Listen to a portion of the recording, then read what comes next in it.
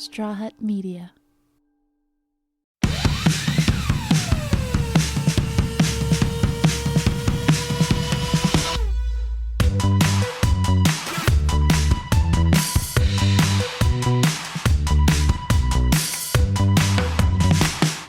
Hey guys, we are back. How you doing, Els? Good, and we have a special guest, Dr. Leslie. Yay, Dr. Leslie. When we can have therapists and psychologists. You're a psychologist, yeah. I know this. What's the psychologist, and then there's the one prescribes, one doesn't, right? So you don't prescribe, or you do? I don't prescribe, and I do a lot of psychological testing. Oh. So psychiatrist doesn't really dive into objective psych testing. So I look at IQs and I look at violence risk assessment. And wow. Is that the forensics part of that? Okay, we were going to ask. We were like, we never heard I was like, wait, I didn't think that dead people needed therapists. Because forensic usually, So that's not what that means. What is a forensic psychologist exactly? So I used to work in prisons and state hospitals, and I would work with violent offenders, and I would assess their likeliness to reoffend if they got out. And then I would rank it and oftentimes tell a jury or a judge. They would decide, luckily not me, if the person got out, but usually they would listen to what you have to say. Yeah, because we have the science behind it. And now in civil litigation, I testify as a forensic psychologist for people who have been raped or are being accused of rape. And I give them this testing battery to see if they're telling the truth. And then I explain that to the jury as well. So you just ask them questions, or that's it? It's just a series of questions and then you just naturally know, or obviously from your school and stuff? It's both. They're very structured interviews, and then they're very lengthy tests. One would be 300 questions, 500 questions. All in one sitting? I try because I want clients to get bang for their buck. Yeah. And I'm expensive. I'll have them answer the questions. If they get tired, we need to take a break, because then it might look like they're lying. Yeah. Oh, so it's recorded too. Yeah. Oh, wow. But everything they have what we call validity scales. They have truthfulness scales. So if you're trying to look better, I can tell. If you're trying to look worse, I can tell. What would be in someone's behavior is it their behavior that you know, or is it just the words that they're saying? It's both. And it's how they answer the questions. If I ask you the same question 2 different ways, half an hour apart, and you have different answers. Interesting. Then are you tired or are you lying? So does body language come into play? Can you read body language like that too when people are I'm very hyper vigilant. What to are the some veins gives? in people's faces. The veins? Wow. Okay. So what would be an example giveaways? Of someone lying? Because I want to know now. So maybe if I'm looking at stuff I just want to I'm just curious on I watched this one thing. It was if they look off, that kind of is they're lying, or I think a good thing is to look for a baseline consistency over time. So if you're sitting here talking to somebody and you notice you get to an area that they start to change a little bit. Okay. Then you're okay, there's probably some lying. So during the social niceties, everything's comfortable. The eye contact is good. But then all of a sudden you want to talk about, I found these eyelashes in the trash can and I don't wear false lashes. Who was that? Did you cheat? And then the body gets tighter. The arms come in. They're protecting themselves. The eyesight or the eye contact is intermittent. Mm-hmm. The rate of their speech is either faster or slower. The tone, the softness. I look at everything, right? So where are the hands? How's the posture? There are certain hand movements we use to dominate an argument. Are we sitting forward? Are we sitting back? Interesting. And I just stare, the shit out of people. I just stare. Yeah. That could be that sounds so exhausting for you as you're asking 300 to 500 questions. But you know what? You are dealing with or you were dealing with really, you had to be like that. Imagine if you evaluated someone wrong, you know? And it's a violent situation. There has to be someone very good, and there does have to be 300 questions. Yes. I'll evaluate, celebrities fighting over estates, and then there's not a lot to lose on my end. But if it's someone's life or custody case, it's draining. It sounds so basically your husband can't get away with anything because you'll see it written on his body language immediately. My 7-year-old does the same thing now. We'll be at dinner and she'll be like, Daddy, what'd you just think about? Oh my God. And so she's really smart. Internalized it. Yeah, that's good. You want her to be like that. She's so she's so aware of people around her. And we talk about child safety and like, you know, how are you going to kick ass if somebody who's 6 feet tall grabs you? And we plan all of that, not to scare her because she feels empowered by knowing it. Yeah. So she's just very alert and intuitive.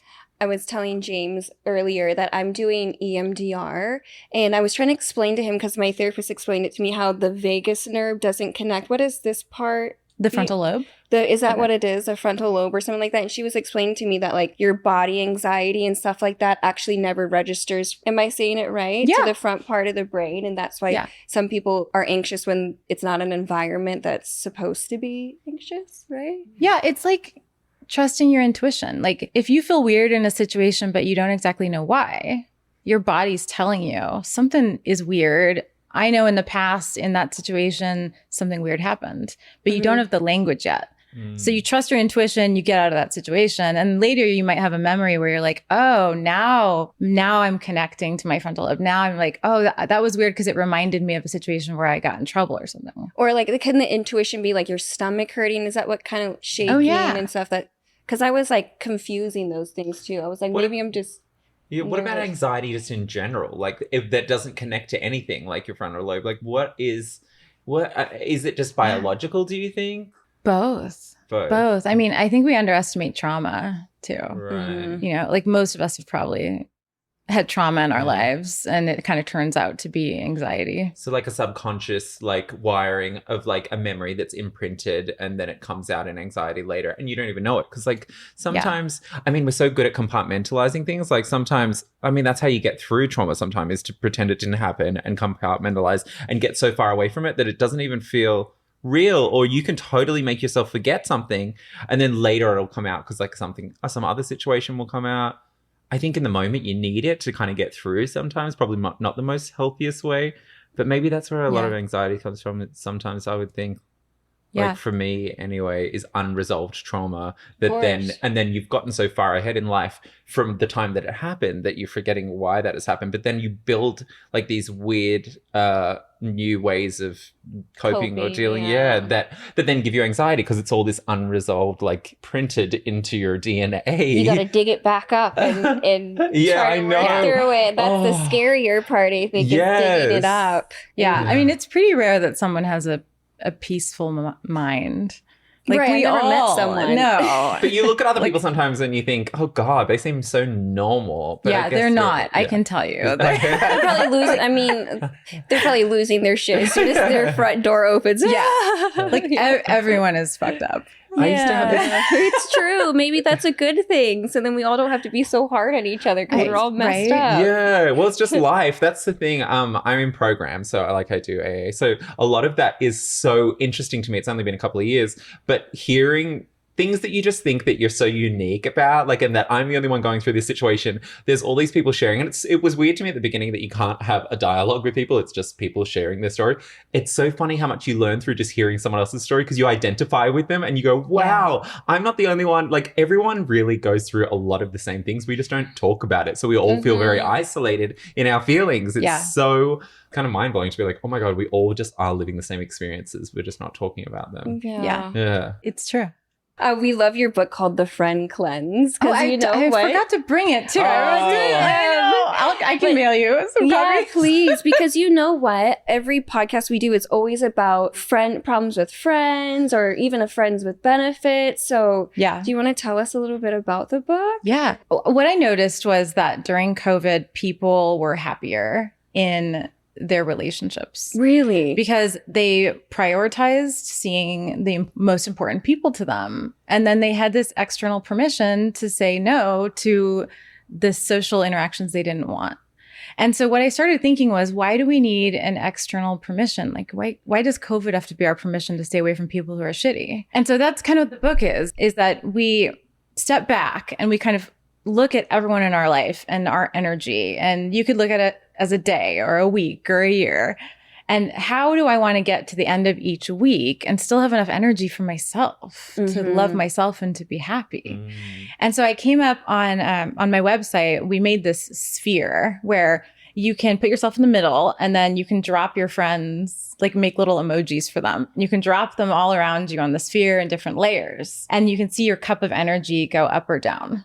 So for me, having a 2-year-old who's always going to suck the life out of me, I have to be careful who I let in my inner circle. But as he gets older, I can let more people in and maintain my energy. Yeah. And so what I loved was seeing after COVID and people started going back into these toxic relationships, they got less happy. And so we started talking about why are you less happy? And they were able to identify the pressure to be around people they didn't like. And it was sucking their energy. What would be like some signs of bad friends that you've heard people talk about? Because I also think that people don't know what a bad friend is and, you know, what's normal or not. I always am like saying I have bad friends, but it's like, what is that piece that's making me feel like they're a bad friend? Like, you know what I mean? Like, obviously dishonesty. Sucking the energy out of you and not giving you any But sometimes back. people suck the energy out and they're not even saying anything. And like, what is that? You know, like just their presence, like they're not even opening their mouth. And I'm tired. Like once I've left, I don't know what it is. Their own unresolved issues, right? Like just spilling out of their pores. Yeah. Like it's just like... I mean, there is like, you can feel the emotions in the room of the people around you. And then if you're more empathic, you're going to take it in. Yeah. Yes. That's why we have the social battery that goes down because we're empathic. We were just saying like there's only so many hours we really enjoy being out, but it does get to that point where you're like, I got to check the fuck out, like to get the energy back. Anyway, sorry. How would someone like replenish their like battery? You know what I mean? Like their emotional battery between work, friends, like is it just staying home and kind of like gathering yourself? I mean, there are people in your life that give you energy, right? There are people that make you feel more energetic, happier, and more fulfilled. So I think prioritizing your time to make sure you're allowing those people space in your life. And then also having realistic expectations. Like I have friends who text and we always talk about going out, but we never get there. So if I say to myself, okay, this is my texting friend, I'm not going to lose energy or be sad that nothing ever comes to fruition. That's reserving my energy. Or I have a friend who she's in Jersey and she would be here in a second if I needed her, but we could go 10 years without seeing each other and nothing changes. But I set that expectation for myself. So I'm redefining the friendship so that I don't waste energy being hopeless. I think that's what a lot of people do, because obviously like when someone's like, yeah, let's go to dinner on Thursday, and then it never happens, you're kind of like, that's a bad friend. I do like how you're saying like the expectation, like some people just don't have the capability outside of certain things, and it might sound realistic, right, to be like, well, why can't you go to this dinner, but they just don't have that, whatever it is, like that capability to bring them there. And not taking it so personally when someone does, like people would take it personally when I don't show up to something of theirs, but it's just like that certain environment where there's all of those people around and it's not like that kind of, it's just not my speed. Or, you know, certain times not answering, like if I don't answer the calls to some people just get it. Like I have those friends that are like, like totally understand, you don't need to answer my call. He'll come back around when he's ready. Maybe because they're not miserable in their life. That's why they right. Well, that's the thing. They're trying to suck the energy out of you. Those friends that have a problem with it, it's like, this isn't about you. I'm not trying to be a bad friend. I'm there for you. If you need me, I'll be there in a second. But we don't have to, you know, have these expectations on each other. Like distance doesn't mean negativity, right? It means we're just living our lives. But like when we fill it with negativity or assumptions or people who do that, it can be really draining. To be around a friend just so that they don't fill it with negativity. Is a lot. Some people really want you to feel what they're feeling, though. Like those people that just make you, like if they're having a bad day, if I'm having a bad day, I'm not telling anyone about it. I'm going to go, I'll retreat, isolate, and like figure out what's going on. Now, that's not the best thing to do is just isolate, but I don't want to make everyone, I have some friends that are like, they want everyone else to feel exactly the way they're feeling. And I'm like, oh my God, can you at least act casual? Like you're having a good time because like, this is too much. You know, that's the insight, right? Is we learn over time who we are. I feel like when I hit 40, that was a huge moment. Maybe I finally gave myself permission to just say, fuck it and fuck off. Yeah. Be more selfish. Yeah. And I don't know, I had to like get to it with life experiences, age and time. And I was just like, wow, I'm way happier now. Yeah. How do you like, as just being a human and then helping people with their issues, but you have your own issues? I know obviously it's completely separate from your clients' problems and stuff, but how do you not let a bad day dictate how you give someone therapy? It's gotten easier over time. Yeah. Like if I really, you know, set my mind up to be present for them and read prior notes and, you know, get into the headspace. Yeah. And I'm a really transparent person. I know a lot of therapists aren't, but I'll tell them like, you know, I'm struggling today. And ethically, we shouldn't show up to a session if we can't be the best for the client. So we should reschedule or something. But if I know I've had a client for 3 years and we're really connected and I can tell him, you know, like I've had a rough day, but I still want to be there for you, then we build that connection there. And that is therapeutic for him too. Yeah. And to know that you're not a robot. Like this is a person that also, because like, that's the thing with therapists I've had in the past. It just feels very rehearsed and like I'm reading from the book and that's it. And also then I became friends with them because like I want people to like me. So like I'll make it my business to be like... He hangs out with his therapist. And then I end up hanging out with them, but then I don't really respect them because I'm hearing too much of what that just seems so bad. I just can't believe that's ever happened, honestly. But did you fire them and then hang out? No, we were still... Is that weird? Yes. I even had to start charging for extra sessions because I used to be supported by my father's deceased estate. So I was like, can you charge some extra bills and then give me the money? It was all very... I mean, maybe like in Hollywood it's different, but... No, it's so bad. Well, I had an account at this restaurant down the road and I needed the bills paid. Oh, you had like a tab? Yeah. Oh, so I would make her pay it and she would invoice my dad's estate that to is get so bad. Like, then we would go to lunch. That is so bad for a therapist to do. That is so... Yes, exactly. Well, she was more nuts than I was. I was like, okay, well, we can't do therapy, but you can keep paying my bill off the money that eventually was from me. Oh my gosh. Yeah. I know, yeah. I mean, I get hired all the time because clients are suing therapists because they had sex. Oh my and I'm God. Like, and so like the first thing you learn in school, there's this cheesy pamphlet, therapy never involves sex.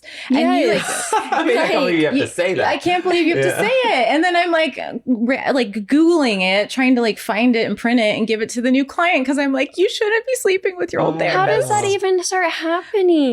I think it's that special connection.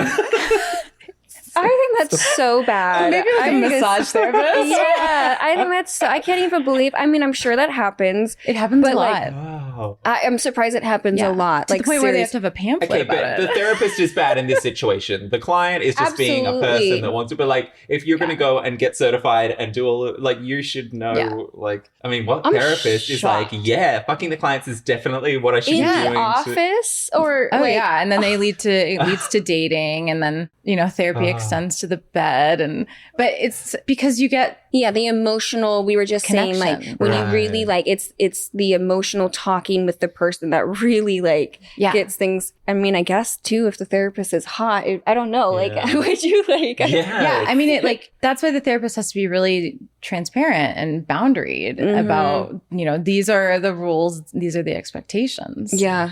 I think ethically you can terminate with a client and then date 2 years later in California. There's actual rules around it. Well, people are coming into a therapist though also in like a vulnerable state and being like, can you save me? Can you save me? And then it's like, oh, I'll have sex with you now, because like that's usually the transaction that happens with saving someone. It's this authority role and then it becomes emotional and enmeshed, and it's almost an abuse of power. Like in someone in a powerful position, like using the priest, that's one way to get a altar boy. So don't have sex with your therapist. No, that's probably not someone you should be paying. That's called something else.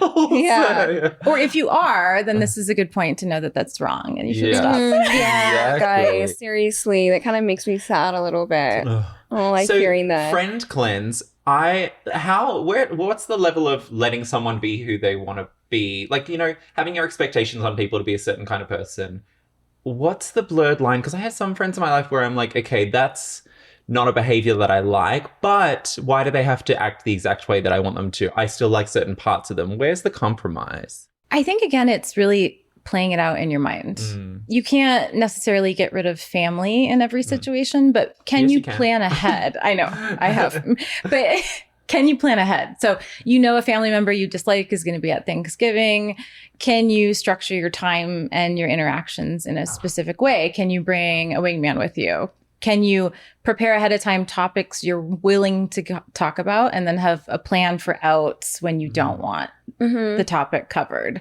Really preparing ahead, knowing that there is someone potentially draining you, but maybe they are good at cooking and maybe you enjoy cooking with them, and you can say, okay, I can have this person in my life as somebody who I enjoy cooking with, but not talking about my personal things, you know, not talking about my relationships or judging me.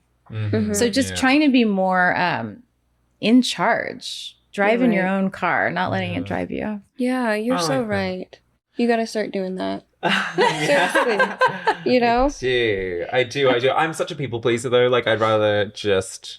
I haven't had a therapist for a long time. I need to find a good one. Because it's important. I can recommend some in the area. They're really good. Oh, thank you. Yeah. I would like that because I've been meaning to do it for a while. I've had bad experiences with therapists, but I haven't exactly for many years even tried to find a new one. And I know that it is, I believe in it. I think it's as important as all the other shit that I waste money on, like trainers and stuff like that. I mean, this is much better because I emotionally eat and things like that too, you know, all unresolved stuff. Anyway, I'm on Ozempic now. I'm fine. Okay, so hot topics. Let's get into them. Okay, you go.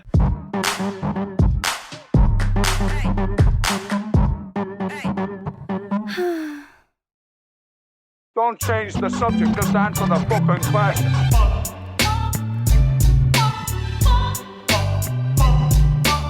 What the fuck is this piece of shit? 4 relationship events that change personality. 4 relationship events have been identified to cause changes in a person's personality. 1 is entering a new romantic relationship increases conscientiousness. 2, getting married makes people less open to new experiences. 3, having a child lowers extroversion.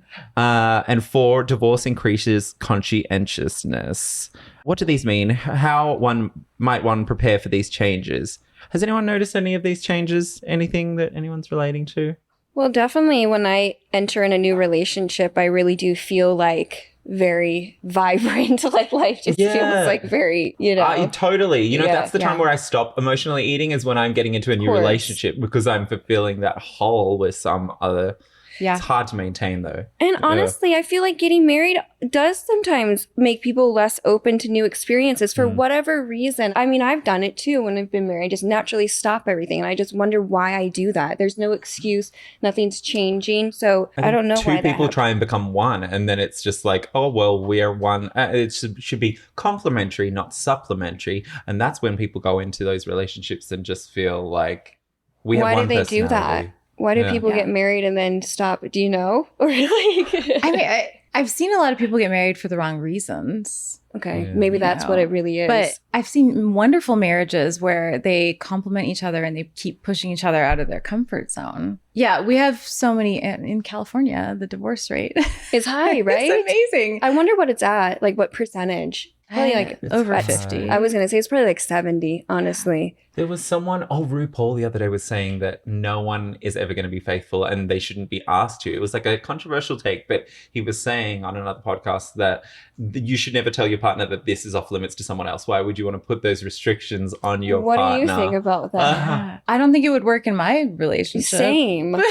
And to say to someone that you shouldn't do that. His penis is mine. Yeah. I just said that. I was like, no, it is. And it was on Call Her Daddy. Everyone was like hating in the comments, being like, wow, that's a hot take. Well, yeah. I mean, imagine your significant other being like, this is for everybody. Bye, babe. And then walks out the door. I'd be like, I've seen it. Like, I've seen couples work it out and want it, but it never ends well. Yeah. And it's usually pressured by one couple who has more of like a sex addiction or some trauma around sex or issues that they need to work on and that they can't be at peace with their spouse. I noticed something that, because this made me think of it, as I've been like healing myself in therapy, I am less promiscuous. I remember them explaining it to me, like when you really start to like heal yourself for whatever reason, like I just don't feel so promiscuous. Because you're not reaching for outside things to I didn't realize that really that's what satisfied. it was. Like, and I know that that's like, oh, duh, but it's like, you know. No, definitely. realize Because you're that. filling yourself up. Like you're just like charging emotionally, and then you don't need those things. Like what you were saying, the sex addict thing is like a relationship that needs to cheat.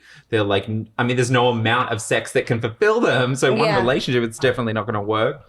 I think it was for sure a sex addict. Yeah, sure. well, a lot of people are, but if it's not sex, it's everything. No, but if it's not sex, it's food. If it's not that, it's drugs and alcohol. It's all that hole that we need to fill with God. Or a God of your understanding. But it's true, like building that confidence and that self-identity, you know, and that peace in yourself negates all the other bullshit we put ourselves through.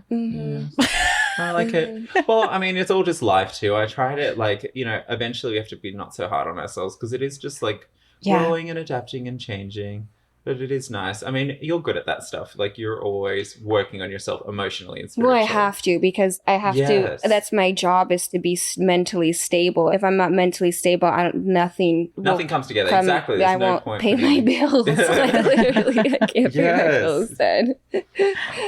All right. A man in France was tired of not having male birth control, so he invented his own. Samuel Flambard is a Belgian man who was reported to be teaching people how to make male birth control rings called the Otco contraception. The ring was reported to push the testicles up into the pelvic area to cook testicles to a higher than normal temperature. Sounds dangerous. This is said to disrupt the normal sperm's production cycle and cause temporary infertility or forever fertility. I just made that up, but like, this sounds very dangerous.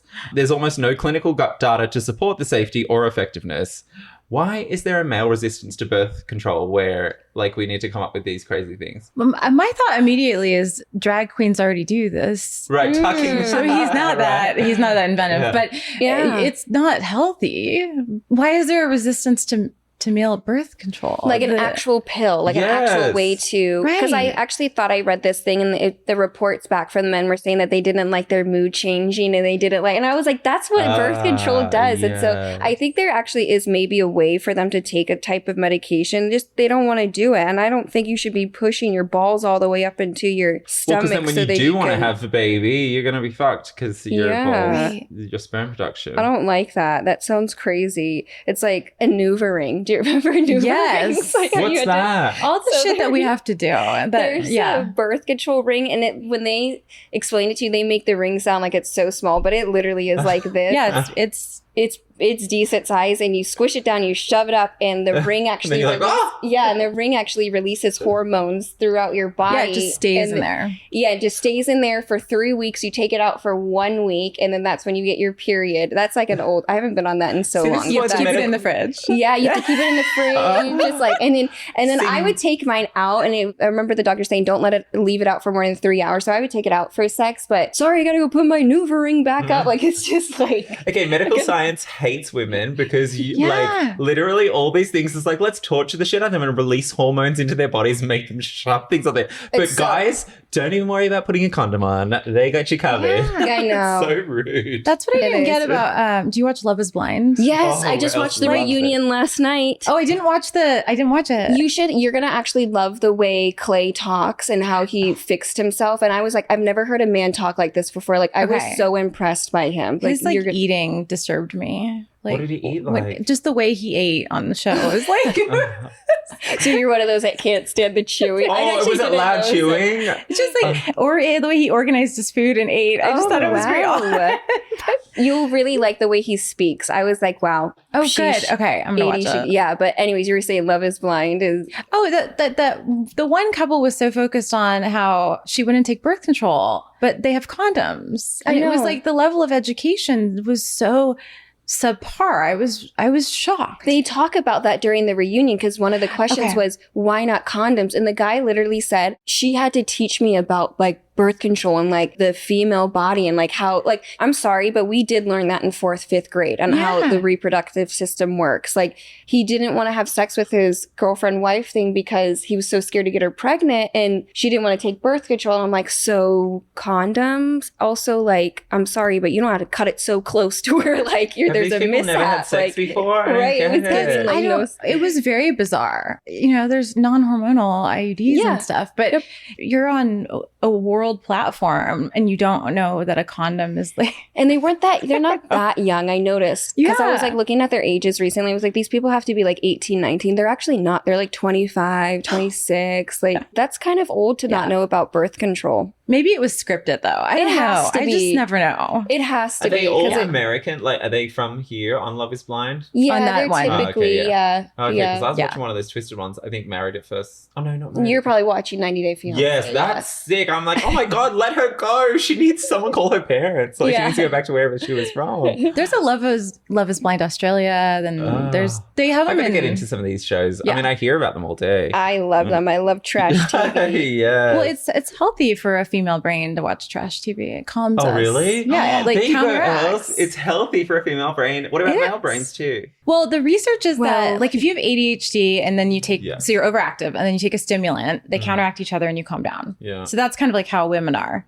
We're overactive and we need like the drama of Bravo and then we calm down. But because guys tend to be kind of underactive, Bravo will often help them bug the shit out of them. Oh, yeah, because they're always like, babe, I don't want to watch this. They always make you like. My husband gets very angry when he hears like the reunion, like Housewives of Miami, and they're just screaming at each other. And I feel calm. I'm like, I'm going to go to bed now. Yeah, me too. I always fall asleep to it.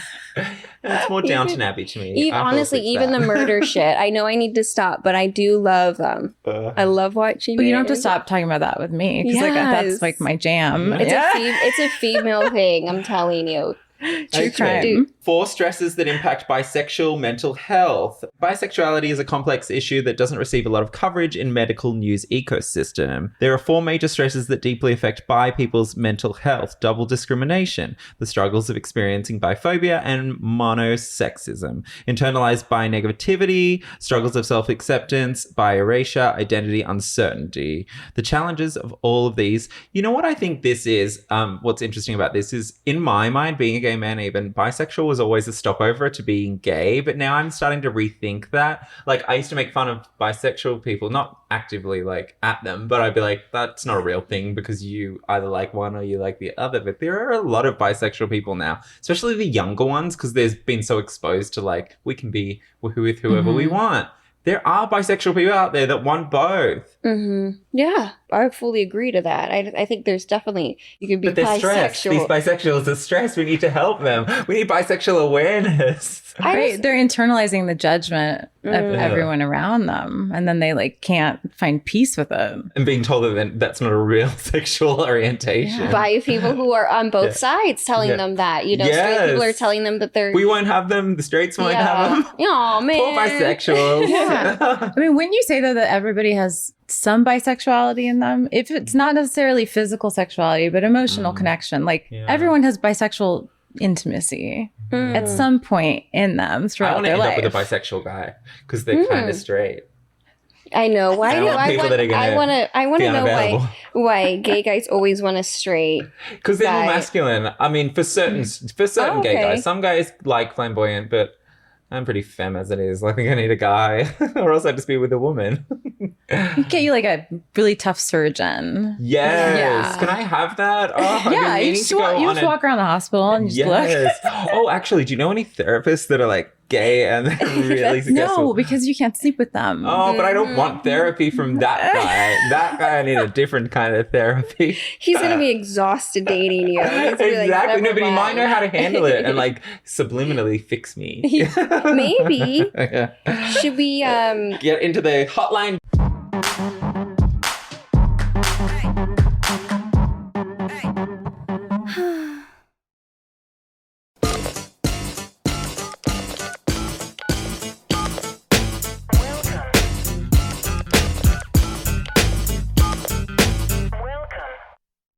caller's abusive mom wants to move in with them after she was forced to sell her home. A caller is facing a problem as her mom asked to move into her home with her partner after the mom gambled away her retirement savings and could no longer keep her house. The call states that she was forced to move out at 18 and was never able to get help from her mother during college or rough times, and was never able to move in with her when the caller was struggling. Should she let her move in or tell her to get lost?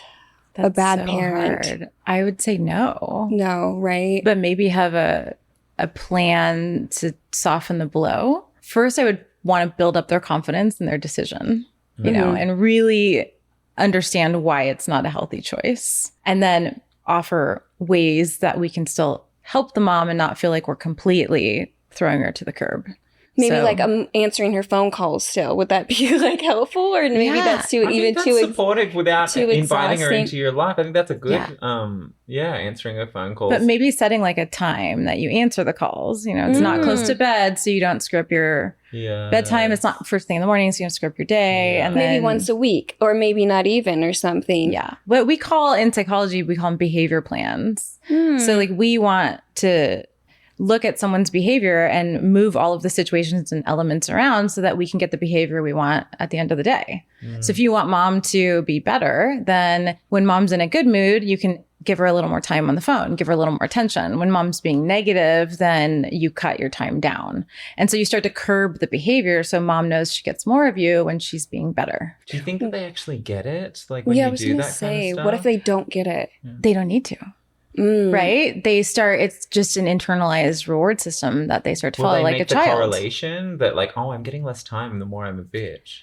I think sometimes. What if the parent still is like, doesn't take no for an answer? Because that can happen too. You know, just reading how the mom has gambled away her money, she clearly lacks so much boundaries. And she forced her to move out at 18 and never helped her. I would remind her of that and say, she's on the other foot.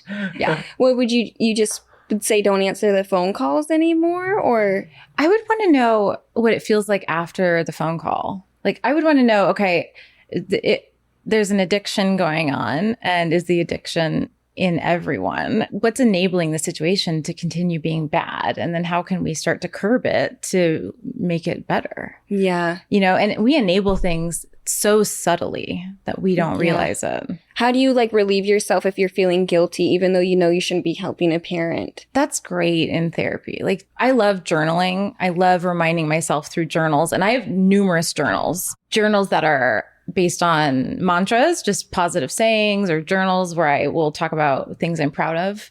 Journals to remind me of my decisions and why I had to set boundaries with people that I set boundaries with.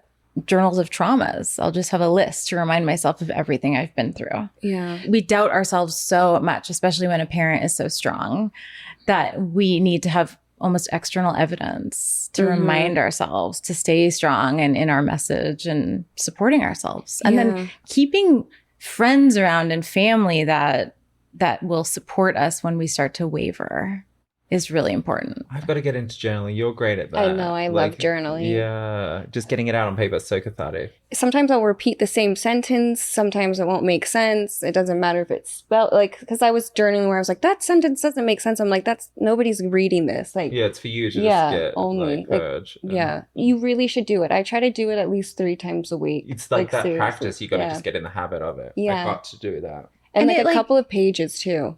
It gets out of your head then. And what I love is like, don't keep it in your bedroom. Like at night, say goodbye to the journal. Like put it somewhere in the family room in a drawer and say, this is where my worries are going to live. You'll start to like it too. Like there's been times now where I've journaled and my hand hurts, you know, like actually really is relieving. There's been times where I've burned the note, you know, that kind of like helped too. I love that. Yeah. Or shadow work. Have you heard of that? What's That's very that? trendy on TikTok. Ooh, what is it? It's like reparenting your inner child. And there are shadow work journals that kind of walk you through envisioning who you were as a kid and what you didn't get. You know, like I didn't get the attention I wanted as a kid. I had 3 sisters and I always felt kind of like the black sheep. So in the shadow work, I go back and I, as myself, give the emotions that little girl needed at that time. Yeah. And it like builds your confidence. It brings a sense of peace to trauma, again, pre-language trauma that we don't even really know is there, that could be leading to anxiety. Yeah. That I'm gonna look that up. I actually really like that. The shadow work. I'm sure it'll come up on TikTok now. Yeah, they're listening. Exactly. It's always listening. All right, we got 2 more questions. Caller feels guilty about her sexuality as a woman. She's a self-claimed sexual woman who feels guilty about how much she likes sex. She really wants a boyfriend to have casual sex with everyone, but is too scared of being branded a slut. She lives in a very conservative town and is, as a woman, says she's been conditioned to hate sex and is supposed to be married. How can she break this mental block? And why is Western culture so focused on sex, yet it rejects female sexual liberation? Interesting. So she needs to move. Yeah, that's what I'm hearing. I'm she's hearing not she the needs to only one. Yeah. Like, so many women feel like that. Yeah. And everyone is so repressed. It's like, oh, sex is bad.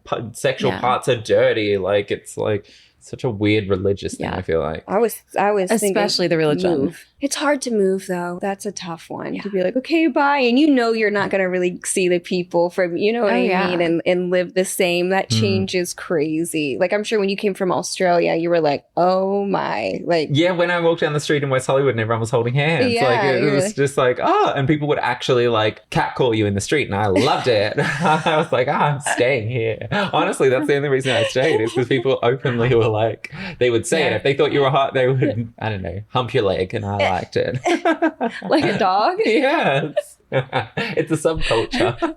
I really like if there's a goal to therapy or a goal to life, to just be able to lay out all your shit on the table, everything, and just own it and not care who picks through it or who sees it. Yeah. And if like we can strive for that, then she likes sex, get sex. But if it makes you miserable, then figure that out too. Yeah, what's your motivation behind it? If that's pure, your intention is pure to enjoy yourself, then you do need to move so you're not so judged in that little shit town.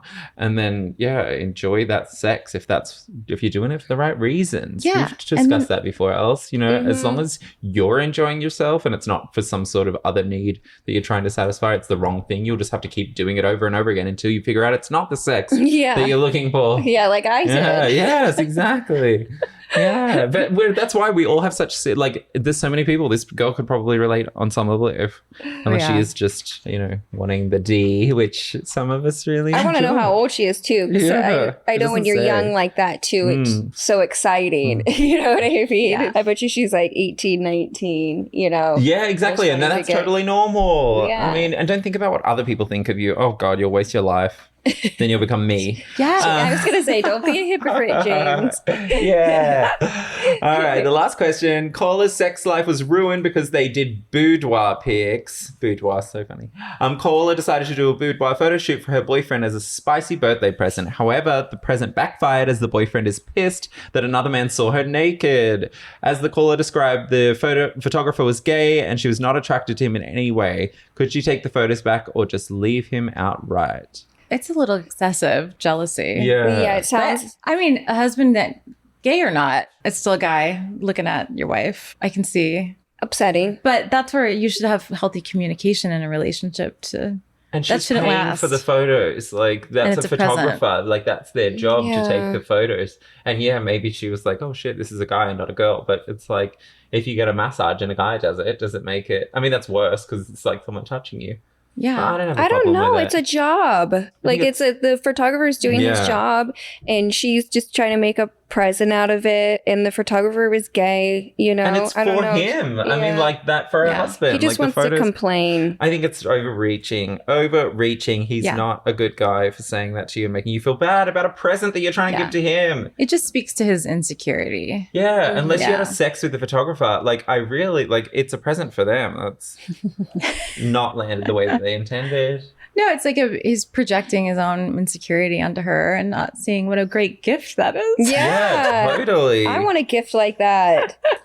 I'm still a couple of months away from getting a sexy boudoir shoot. I want to be in a fine shape, but I would do it. Do one? Yeah. Okay. Yeah. I mean, I guess I could just edit the shit out of it, but I would like to have. You should do like a fake pregnancy one. I could do that now. All right. Well, this was so fun. Thank you so much for coming in. Do you have anything you'd like to plug? Let us know your links. Where can we find you? Dr. Leslie Dobson on everything. Amazing. And go out and get your Dr. Leslie's book, The Friend Cleanse, available everywhere. It's everywhere. It's on Amazon, and there's a Kindle version, and we're working on Audible. Oh, you're doing an Audible version as well? Yeah, we're working on it now. Ooh, yay. I'm going to definitely do the Audible one. Yes. Can people book sessions with you if they want to on your site and stuff? Yeah, you can contact me, and it's drlesliedobson.com. And then the sphere I described is free to just go on and play and just see if it can help you step back and see your relationships differently. I'm going to try it. Yeah. I love stuff Me too. like that. Let's do it. Love it. We'll come back and report on it. Let's do it and we'll come back and chat on it again. Yeah, tell me if it sucks and I can fix it. Oh, no. Our okay, results. no, she said she was honest. We'll be honest both ways, okay? Although you take it with a grain of salt because we are too honest.